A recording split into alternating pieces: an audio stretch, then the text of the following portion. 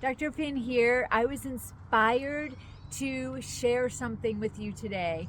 I was meditating in my greenhouse and my 3 dogs, including puppy Oak, were out there playing, and I just felt such deep soul level love in my heart that my other golden spirit was there with Oak. So I had 5 other goldens.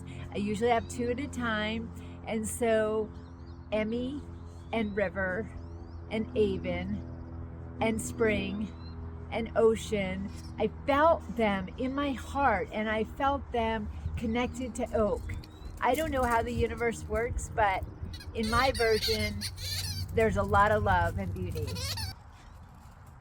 So my hope for you is that you can explore connecting to your other deceased pets. I'm not an animal communicator at all, but anyone can feel into their heart and make a connection with their previous animals, and then bring it to their current animals, and the joy and the love is just so expansive and so healing.